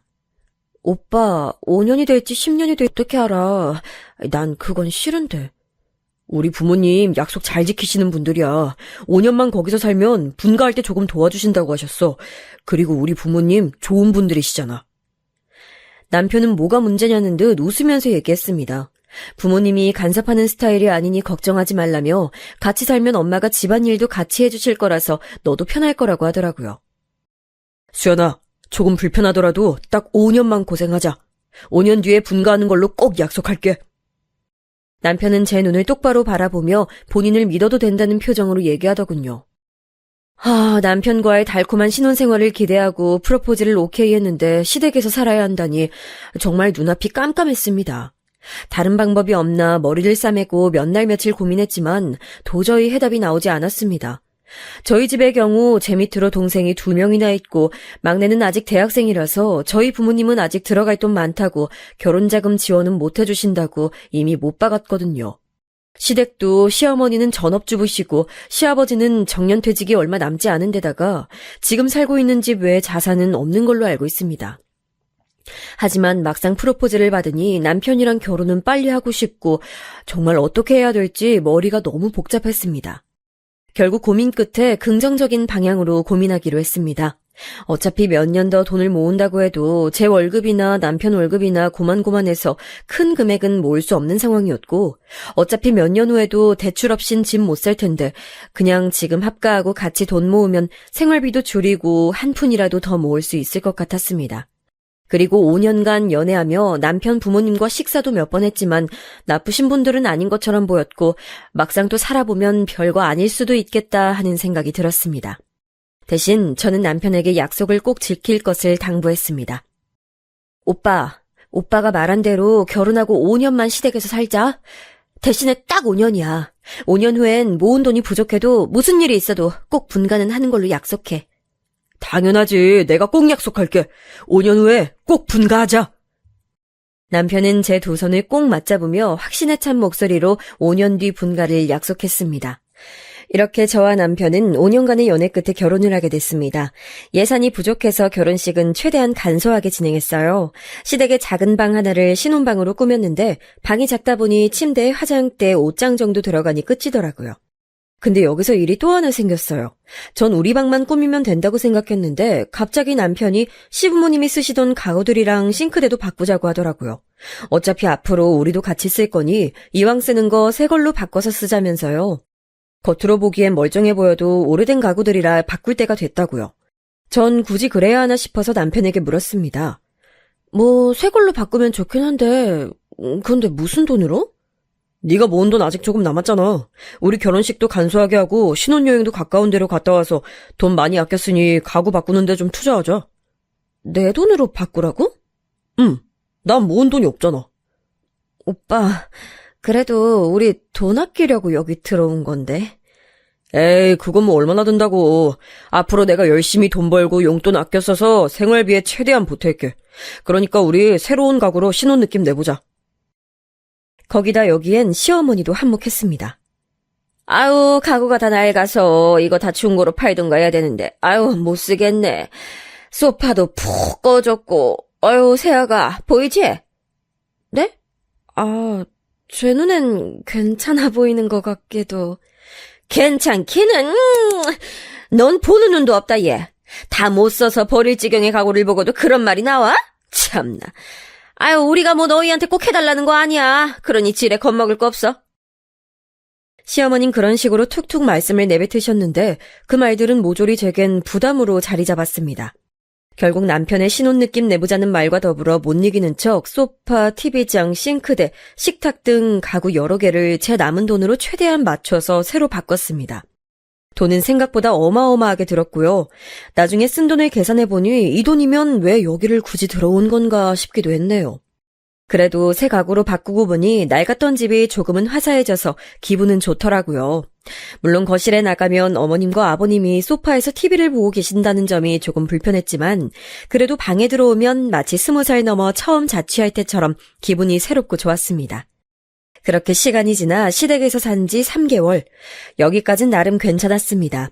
아침엔 출근 준비하느라 정신없고 출퇴근 거리가 좀 멀다 보니 6시에 일찍 퇴근해도 집에 오면 7시 반이었습니다. 시부모님과 함께 지내는 시간은 저녁 시간뿐이었죠. 저녁엔 어머님이랑 같이 집안일도 하고 밤늦게 어른들 주무실 때는 방에서 혼자 취미생활도 잠깐씩 했습니다.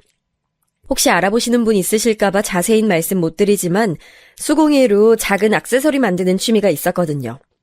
결혼 전부터 했었는데 너무 재밌고 또 나름 소질도 있어서 꾸준히 재료를 구입해서 만들게 됐습니다. 낮에 직장에 있다 보니 택배는 주로 집에 계시는 어머님이 받아주셨는데요. 근데 택배를 몇 번 받아주시다가 어느 날은 갑자기 저한테 짜증을 확 내시더라고요. 예, 너 이런 건 대체 왜 자꾸 사는 거니? 아, 어머니, 이거 저 취미로 하는 거예요. 저번에 제가 하나 만들어 드렸잖아요. 새로운 것도 만들어 보려고요. 이런 거 만들어서 대체 어디에 쓰려고? 아, 그냥 취미로 하는 거예요. 어머님이 TV 보시는 것처럼 저도 재미로 하는 거예요. TV 보는 건 돈 안 들잖아. 방도 좁은데 이런 쓰잘데기 없는 거 자꾸 사다가 쌓아놓지 말고 애 만들 생각이나 해라. 밤마다 이딴 거나 만들고 있으니 아유, 이거 뭐 어디다 쓰지도 못하는 거 뭐 한다고 자꾸 만드는지, 아유. 어머님은 어느 순간부터 제가 취미 생활하는 게 언짢으셨나 봐요. 제가 제 돈으로 제 방 안에서 조용히 하는 건데도 싫어하시더라고요. 왜 그러시는지 이해가 안 돼서 남편에게도 슬쩍 말해봤지만 짜증만 돌아왔습니다. 그래, 엄마 말이 맞아. 나도 거슬렸다고. 엄마 말대로 그거 재료 좀 작작 사라. 우리 돈 모아서 분가하기로 한 거 아니었니? 이거 재료비 얼마나 한다고 그래. 끼케야 한 달에 몇만 원인데 자기는 담배값으로 일주일에 몇만 원씩 나가잖아. 담배랑 이거랑 같냐? 담배는 안 피우면 금단 현상이 있으니까 어쩔 수 없이 피우는 거라고. 그럼 담배를 끊으면 되는 거 아니야. 진짜 어이없네. 아유, 말이 안 통한다. 됐다. 시끄럽게 하지 말고 말 걸지 마. 짜증나니까. 남편은 인상을 팍 쓰더니 이불을 걷어차고 돌아 누웠습니다. 도대체 왜 제가 제 취미 활동으로 이런 구박을 받아야 하는 건지 달래줄 줄 알았던 남편마저 그렇게 말하니 너무 섭섭했어요. 결혼 전에 자상했던 남편은 어느 순간부터 짜증이 늘고 성격이 이상하게 변했습니다. 남편뿐만이 아니었어요. 결혼 초반에는 남편과 싸우면 중재 입장을 취하시던 시부모님도 어느 순간부터는 잘잘못을 따지지 않고 무조건 남편 편을 드시더라고요. 본인 아들이 회사에서 스트레스를 많이 받으니 저보고 이해하라면서요. 저도 맞벌이 하니까 스트레스 받는 건 똑같은데 말이죠. 그래도 본인 아들이 성격이 꼼꼼하고 완벽주의 성향이라 저랑 스트레스 받는 양이 다르다네요. 저보고 어디 가서 이렇게 세심하고 꼼꼼한 남편 만날 수 있을 줄 아냐면서 남편이 공무원 합격만 했어도 저랑 결혼하는 거 반대했을 거라는 막말까지 하시더라고요. 어머님, 말씀이 너무 심하신데요? 반대라니요. 어떻게 그런 말씀을. 예, 내가 누누이 말하잖니. 얘 그릇이 큰 애다. 뭘 해도 될래라고. 근데 네가 괜히 쪼잔스러운 걸로 싸움 걸어 애 스트레스 받게 하고 기죽이면 나가서 일을 제대로 할 수 있겠니? 그게 난 불만이라는 거야. 가뜩이나 일하느라 힘들고 스트레스 받는 애를 왜 쥐잡듯 잡고 볶아대? 우리 땐 여자면 그저 순종하고 남편 뒷바라지 하는 게 도리였어. 내가 너한테 뭐 큰 거 바라니? 도리만 하라고, 도리만! 어이가 없어 말이 나오지 않았어요. 이렇게 시부모님이 저를 막대하기 시작하면서 간섭도 점점 심해졌습니다. 나중엔 점잖으시던 아버님까지 가세해서 저를 힘들게 하시더라고요. 심지어 아버님의 행동은 정말 다른 의미에서 소름이 끼쳤습니다. 언젠가부터 아버님은 매일매일 제가 퇴근하는 시간을 30분 단위로 체크하면서 오늘은 왜 늦었는지 본인에게 보고하게끔 하셨습니다. 제가 요새 일이 많아서 그렇다고 하면 저랑 같은 직종에서 일하는 본인 친구 아들에게 전화하여 그 업종이 진짜로 그렇게 일이 많은 건지 묻기도 하고 제 회사 이름을 대면서 그 회사가 정말 바쁜 철이 맞는지 확인해보라는 둥 저의 퇴근 시간에 집착을 하셨습니다. 회사원이 당연히 일이 많으면 야근할 수도 있는 건데 많이도 아니고 한두 시간 야근하고 늦게 끝나는 것도 못 믿어오신지 제 뒷조사를 하고 다니시는 게 너무 소름 돋았습니다. 혹시라도 제가 퇴근하고 남자라도 만나고 다닐까봐 그러시는 걸까요? 언제 한 번은 그걸 물어본 적도 있었어요. 아버님, 왜 자꾸 그러시는 거예요? 제가 혹시 뭐 딴 생각이라도 할까봐요? 저 그런 애 아니에요. 하지만 그때마다 아버님은 헛기침을 하시곤 자기 방으로 들어가 버리시더라고요. 그뿐만 아니었습니다. 도대체 제 앞으로 온 우편물과 택배는 왜 이렇게 마음대로 열어보시는지 제가 낮에 집에 없다 보니 바로바로 확인할 수 없는 걸 굳이 꼭 먼저 열어보시더라고요. 제가 쇼핑몰에서 산 옷들까지 말입니다. 아버님 택배요. 제가 열어봐도 돼요. 혹시 저 번거로울까봐 해주시는 거면 밤에 제가 퇴근하고 와서 해도. 아니 그게 아니고 너 이 옷은 도대체 왜 산 거냐? 보니까 장롱에 네 옷이 수두룩 빽빽이더만. 그건요. 제가 이번에 친구 결혼식을 가서 하객 원피스가 필요해서요. 내 다른 말 안 하마. 결혼한 여자가 자꾸 겉멋에 지중하고 다니는 거 보기 안 좋아. 거의 벽에 대고 말하는 꼴이었어요. 그러면서 이건 왜 샀니, 저건 왜 샀니, 돈이 남아도냐는 둥, 휴대폰 요금 고지서에 이 금액은 뭐냐는 둥, 제가 가입한 휴대폰 부가 서비스까지 뭐냐고 참견하고 물으시는데 어떤 건지 하나하나 말씀드려야 했어요. 전 원래 독립적인 성격이라 이렇게 하나하나 참견을 당하는 게 너무 스트레스였습니다. 맘대로 열어보시는 것도 기분이 나빴지만 그걸 또 굳이 저한테 와서 꼬치꼬치 캐묻는 것도 정말 힘들었어요. 대충 대답하고 넘어가려고 해도 원하시는 답이 나올 때까지 물고 늘어지셨거든요. 그러고선 사소한 걸로 꼬투리를 잡고 저를 무능력하고 낭비하는 사람으로 만들고서야 직성이 풀리셨습니다. 정말 이 피말리는 기분을 글로 다 적을 순 없지만 정말 당해보지 않으면 알 수 없는 고통이었습니다. 그리고 결혼 초반에는 집안일도 어머님과 같이 했는데 어느 순간 돌아보니 거의 저 혼자 모든 집안일을 다 하고 있더라고요. 아버님이야 원체 집안일에 손 하나 까딱 안 하시는 분이라 기대도 안 했지만 하루 종일 집에만 계시는 어머님은 제가 이 집에 살기 시작한 지 3달째 됐을 무렵부터 자꾸 여기저기 아프다고 하시기 시작했어요. 어제는 머리가 아프고 오늘은 허리가 아파서 못 움직이시겠다고요. 퇴근하고 집에 가면 설거지거리가 한가득, 빨래가 한가득이었습니다. 심지어 제가 퇴근하기 전에 아버님과 어머님이 먼저 식사를 하시고 그대로 설거지통에 두시는 거였어요. 처음엔 남편도 설거지를 거들어서 하려고 했는데 어머님이 눈치를 몇 번 주니까 남편도 그냥 나 몰라라 하고 침대에 드러눕더라고요. 어머님은 외동아들 손에 물 묻히는 거 싫으시다네요. 그래서 퇴근하고 제 일과는 집에 도착하자마자 겉옷부터 벗고 설거지부터 하는 게 일과였습니다. 설거지를 하고 난 후 밥을 차리고 남편과 함께 밥을 먹고 있으면 어머님이나 아버님이 오늘은 어디가 지저분하더라 청소기 좀 돌려야겠다라고 말씀을 하셨습니다. 어머님은 오늘 허리가 안 좋아서 쉬셔야 된다고요. 어머님, 그렇게 많이 아프시면 병원을 가시는 게 좋지 않을까요? 예, 내가 알아서 한다. 병원비가 얼마나 비싼데. 넌 하여튼 돈 아까운 줄은 모르더라. 네가 그 돈 내줄 거 아니면 아무 말 하지 마. 네, 이렇게 병원을 가셔라 해도 절대 안 가십니다.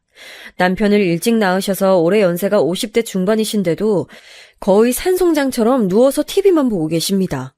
그런데 주말마다 동네 친구분들이랑 여기저기 산책이며 등산이며 나가시는 거 보면 허리가 아프신 것도 아닌 것 같은데 말이죠. 근데 거기다 대고 어머니 꾀병 좀 그만 부리세요 할 수도 없는 노릇이고요. 물론 마음속으로야 100번도 1000번도 넘게 했죠. 아무튼 밥 먹고 먹은 것도 설거지하고 청소기까지 돌리고 나면 그제서야 이제 씻을 시간이 생깁니다. 대충 씻고 나오면 남편은 벌써 침대에 들어누워 핸드폰만 보고 있지만 전 빨래를 해야 돼요. 출근을 해야 하는데 입을 옷이 없거든요. 어머님이야 하루 종일 집에만 계시니까 옷이 없어도 불편한 줄 모르시고 아버님은 원래 옷 한 벌로 며칠씩 입으십니다. 남편이라도 하게 해야겠다 싶어서 며칠 빨래를 안 하고 버텨봤는데 남편은 그냥 어제 입었던 옷 그대로 입고 가더라고요. 그래서 목마른 사람이 우물 판다고 어쩔 수 없이 제가 빨래 담당이 되어버렸습니다. 집안일 얘기 시작하면 한도 끝도 없으니까 이 정도로만 설명할게요. 여기서 남편한테 왜 안 따져봤냐고 하실 분들 있겠죠? 남편한테 수도 없이 불만을 말해봤지만 소용없었습니다. 집안일 좀 도와달라고 하면 자기가 할 테니 그냥 놔두라고만 합니다. 진짜로 그냥 놔두면 아버님이 저한테만 뭐라고 하시는데도요. 그러다 하루는 저도 너무 폭발해서 이렇겐 불편해서 못 산다며 화를 냈습니다. 아니, 시부모님이랑 같이 살면 어머님이 집안일 도와주신다며 참견도 안 하신다며. 이게 뭐야. 아버님은 내 우편 택배물 뜯어보고 어머님은 나보고 취미활동도 하지 말라고 하고 맨날 돈 쓴다고 뭐라고 하고. 그리고 집안일 어쩔 거야. 내가 퇴근하고 와서 매일매일 집안일하는 거 당신 몰라? 알잖아. 나도 뼈가 사가. 피곤해서 일에 집중이 안 된다고. 야, 엄마가 아픈 걸 그럼 어떡하냐? 넌 어른이 아프다는데 굳이 시켜야겠냐? 그리고 네가 똑바로 하면 엄마 아빠가 굳이 참견을 하겠냐고. 너 하는 짓거리가 마음에 안 드는데 어른이 훈수 둘 수도 있는 거지?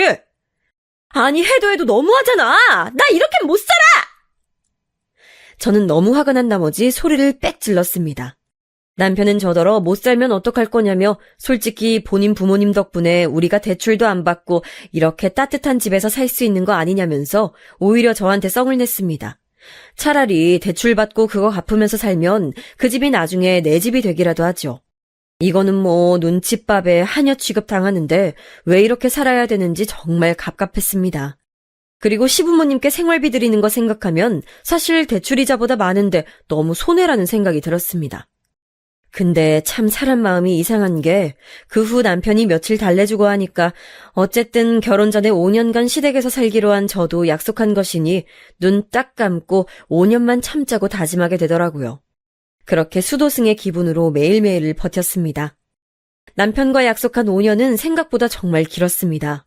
결혼하고 1년이 지났을 때부터는 집에 들어가기 싫다는 생각에 퇴근 시간이 다가올 때마다 심장이 쿵쿵거리고 숨이 턱턱 막혀왔습니다. 일부러 야근하고 늦게 들어갈까도 생각해봤지만 조금이라도 늦는 날에는 아버님의 집착 때문에 왜 늦었는지 회사에서의 일거수일투족을 보고해야 돼서 그게 싫어서라도 집에 일찍 들어가는 수밖에 없었습니다. 회사에서 회식이라도 하는 날에는 일주일 내내 어머님, 아버님을 달래드리느라 진이 빠졌습니다. 본인 아들은 저보다도 더 회식을 자주 하는데요. 결혼한 여자는 회식도 가면 안 되고 일찍 다녀야 되고 결혼한 여자한테 회식을 가자고 하는 회사가 미친 거랍니다. 그딴 회사 때려치우랍니다. 답답하고 속상한 마음에 친구들하고 만나서 하루 종일 수다 떨고 싶어도 저를 하루 종일 감시하는 시부모님 때문에 맘대로 친구들 만나러 나가지도 못했습니다. 너 오늘도 못 나와? 야, 네 얼굴 잊어버리겠어. 우리가 니네 시댁으로 가야 되냐? 어? 미안해. 다음에 만나자, 꼭. 나도 너네 너무 보고 싶다. 늘 그렇듯 아쉽게 친구들과 통화로 섭섭한 기분을 달래고 하루를 마무리해야 했죠. 친구들은 니네 시댁 정말 이상하다며 욕하고 진심으로 걱정도 해줬지만 저로선 참을 수밖에 없었습니다. 그 5년이란 기간 때문에 말입니다. 물론 주말도 예외는 아니었어요.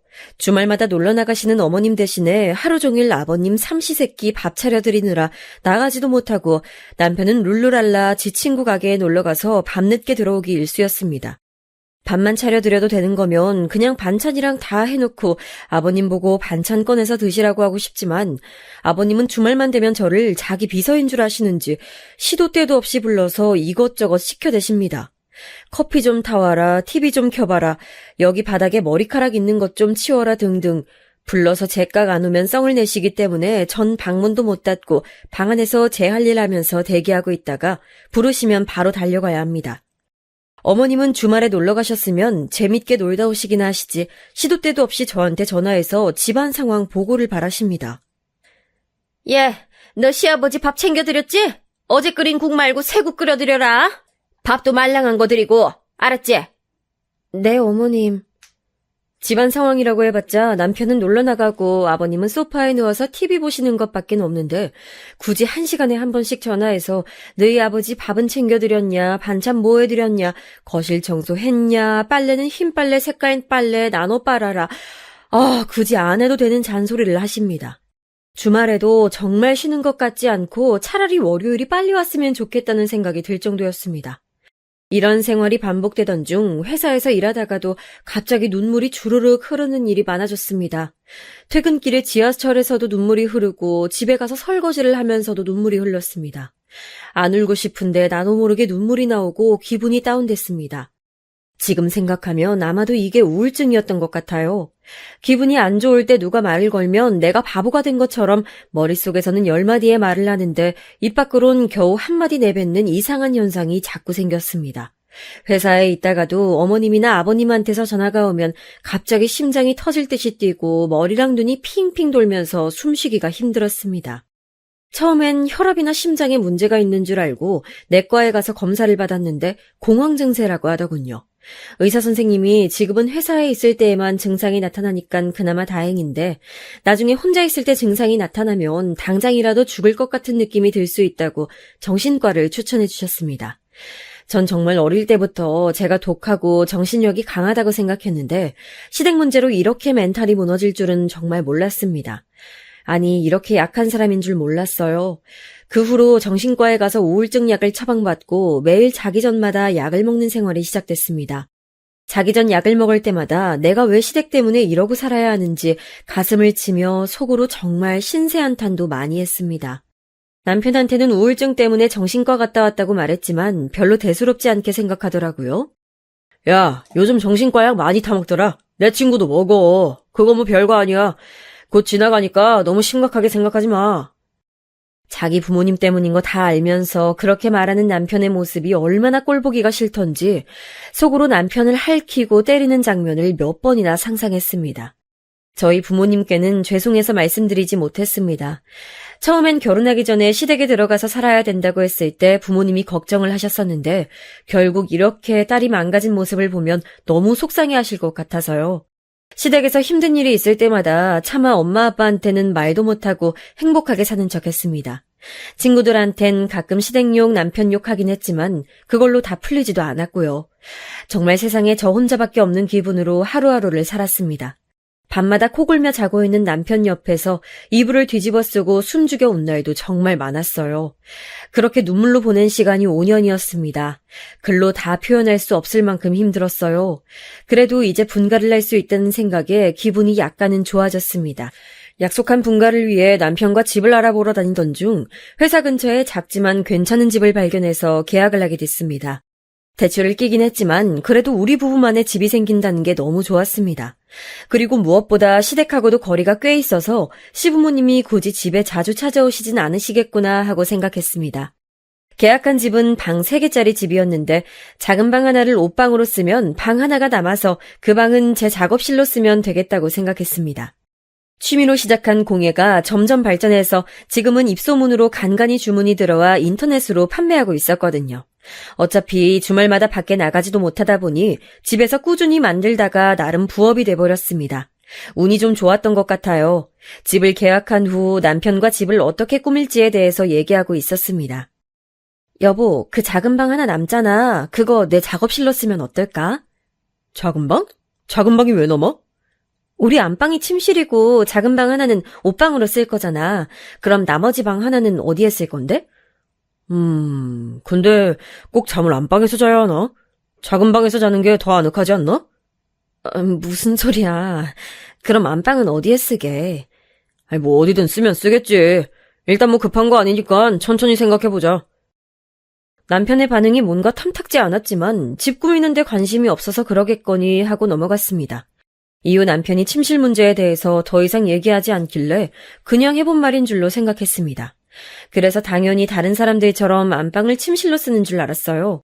그 후 새 집에 이사 간다는 생각에 너무 들떠서 주말마다 남편과 가구를 보러 다녔습니다. 어머님 아버님도 웬일인지 이사 갈 집 가구 보러 간다니깐 주말에 자유롭게 나가게 해주시더라고요. 결혼하고 남편하고 둘이 이렇게 밖에 돌아다녀 본 것도 얼마만인지 가구 매장을 여기저기 둘러보며 마음에 드는 가구를 만져보고 앉아보고 꼼꼼히 살펴봤습니다. 그러다가 제 눈에 딱 들어온 침대가 있었습니다. 침대 프레임도 마음에 들고 가격도 적당했습니다. 여보, 여기 침대 앉아봐. 너무 푹신하다, 그치? 나 이런 침대 사고 싶어. 이제 이사 가면 큰 침대에서 잘 수 있겠다. 굳이 큰 침대에서 자야 돼? 너도 나도 잠버릇 있는 것도 아닌데 꼭 넓은 데서 자야 되는 거 아니잖아. 남편은 정색하며 말하더군요. 자꾸 넓은 침대 필요 없다며 작은 침대를 고집했습니다. 사실 시댁에서 살면서 좁은 방에 큰 침대를 놓을 수 없어 여태까지 원룸에서나 쓰는 작은 침대에 둘이 낑겨서 불편하게 잤거든요. 그래서 저는 이사 가면 침대는 꼭 퀸 사이즈 이상 쓰고 싶었습니다. 넓은 데서 자는 로망이 있었어요. 여름에 자다가 옆 사람과 살이 닿아 뜨거움에 짜증이 나지 않는 그런 침대요. 하지만 남편은 이상하게도 다른 가구들은 별말 안 하면서 침대에 관해서는 예민하게 굴었습니다. 안방이 넓어서 큰 침대 들여놔도 충분히 공간이 남는데 굳이 작은 침대를 고집하더라고요. 남편 고집이 장난 아니어서 어쩔 수 없이 침대는 작은 걸로 구매했습니다. 넓은 침대에서 잘 수 있다는 생각에 들떠있던 마음이 한순간 식어버렸지만 그래도 새로운 집에서 새로운 가구들로 꾸밀 생각을 하니 금방 다시 기분이 좋아졌습니다. 여보, 근데 나 작은 방 작업실로 써도 됐지? 아이, 그거 뭐 작업 얼마나 한다고 방 하나를 통째로 써. 그냥 거실에서 해. 무슨 거실에서 해. 방이 하나 남는데 왜 못 쓰게 해? 자꾸 일 버리지 마. 그냥 거실에서 상 하나 펴놓고 하면 되잖아. 작업실은 나중에 그걸로 월 200 이상 벌면 그때 얘기해. 남편의 말이 조금 서운했지만 그러려니 했습니다. 같이 사는 집인데 방 하나를 저 혼자 쓰는 것도 조금 이기적인가 하는 생각이 들어서요. 그리고 이게 주업도 아니고 부업이니까 남편 말대로 나중에 규모가 커지면 그때 다시 얘기해봐야겠다고 생각했습니다. 작업실 문제는 그렇다 치고 5년 만에 드디어 분가한다는 소식에 친구들과 가족들도 다들 축하해줬습니다. 처음에 남편이 5년을 얘기했을 때 5년 후에 말이 바뀌면 어떡하나 걱정했는데 다행히 그런 일은 없더라고요. 드디어 제게도 시부모님에게서 벗어날 수 있는 시간이 찾아왔습니다. 5년간 매일 꿈에 그리던 자유의 시간이요. 시간이 지나 드디어 새 집으로 이사하기 전날 침대를 제외한 다른 가구들이 모두 들어와서 남편과 함께 집안 곳곳을 둘러보고 청소를 하고 있었습니다. 집 평수가 크지 않아서 가구를 다 넣으면 진짜 좁아 보일 줄 알았는데 생각보다 넓어서 좋았어요. 솔직히 시댁에서 살 때는 방 하나에 저희 살림을 다 넣어야 되니까 너무 갑갑했거든요. 뭐 새로 사고 싶어도 공간이 없으니까 사지도 못하고 바닥은 발 디딜 틈 없을 정도로 좁았습니다. 어머님은 항상 저보고 방을 지저분하게 쓴다고 청소 좀 하라고 구박하셨지만 사실 방에 물건이 많다 보니 청소를 아무리 깨끗하게 해도 지저분해 보이는 건 어쩔 수 없더라고요. 아무리 얘기해도 이해해주지 않으시는 어머님 때문에 속상해서 몇 번 몰래 눈물을 훔친 적도 있었습니다. 이제 내일 침대만 도착하면 가구는 전부 다 오는 건데 제가 안방 한쪽 벽을 가리키며 침대를 이쪽에 놓으면 되겠다고 남편에게 얘기했습니다.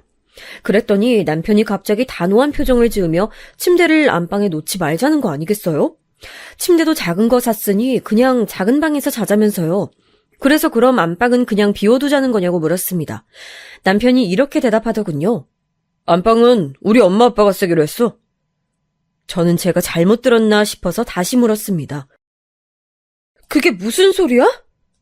어차피 작은 방 2개 우리가 쓰면 원래 살던 집보다 넓게 쓰는 거잖아. 안방은 엄마 아빠가 쓰기로 했으니까 그렇게 알아. 남편은 강압적인 말투로 저한테 통보하더군요. 도대체 이게 무슨 소린가요? 어머님 아버님 집이 있는데 굳이 왜 여기에 사시냐고요. 남편에게 꼬치꼬치 물었더니 정말 황당한 소리를 하더라고요. 자가인 줄 알았던 시부모님 집이 사실은 월세였고 월세 계약 기간이 곧 만료되어서 나가야 된다고요. 월세 보증금 뺀 돈으로는 다른 집에 이사 가기엔 모자라서 우리 집으로 들어오신다네요. 2분이 사시는데 더 작은 월세집으로 이사 가면 되는 거 아니냐고 했더니 이렇게 말하더군요. 우리 아빠 이제 곧 정년퇴직하시면 집안에 돈 버는 사람이 없는데 월세를 어떻게 감당하냐? 아니, 그동안 모아둔 돈 있으실 거 아니야. 퇴직금은. 아빠 혼자 우리 식구 먹여 살린다고 모아둔 돈 없어. 그리고 퇴직금 있다고 그거 다 월세 내는데 꼬라박으면 되냐? 앞으로 몇십 년은 더 사실 텐데 그걸로 필요한 데 쓰셔야지. 저는 너무 화가 나서 소리쳤습니다. 여보!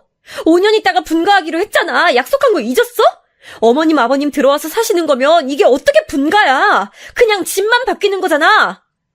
너는 엄마 아빠 있으면 어떻다고 자꾸 분가 타령이야.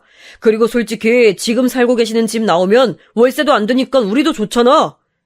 월세는 아버님이 내고 계셨던 건데 우리랑 무슨 상관이야? 아, 당신 설마...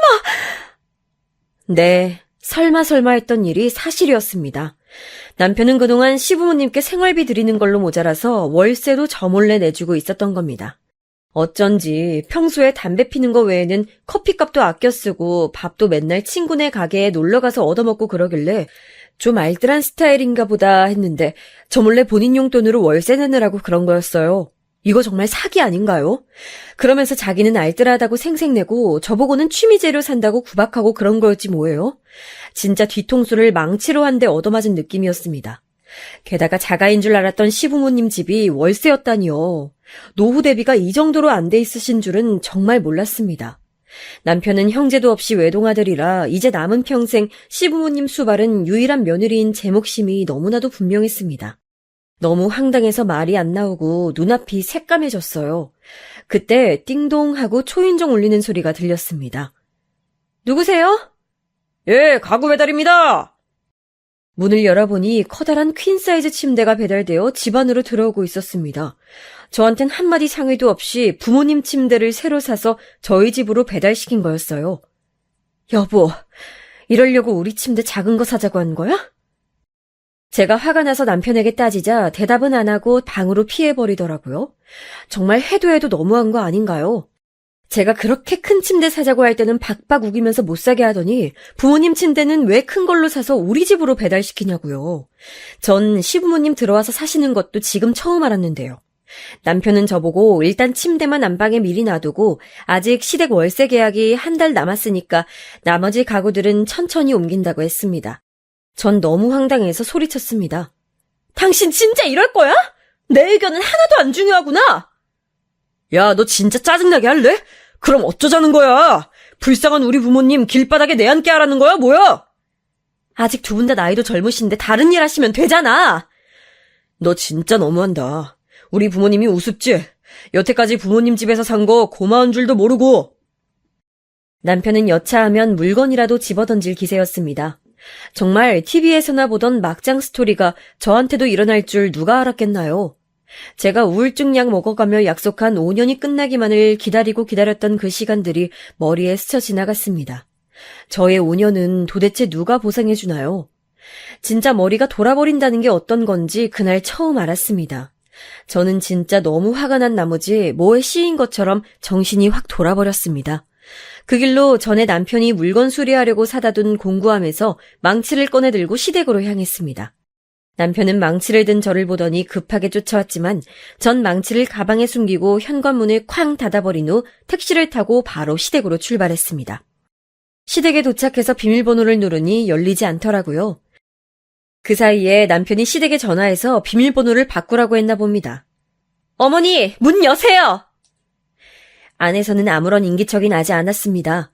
집에 계신 거 뻔히 알고 있는데 없는 척 하시더라고요.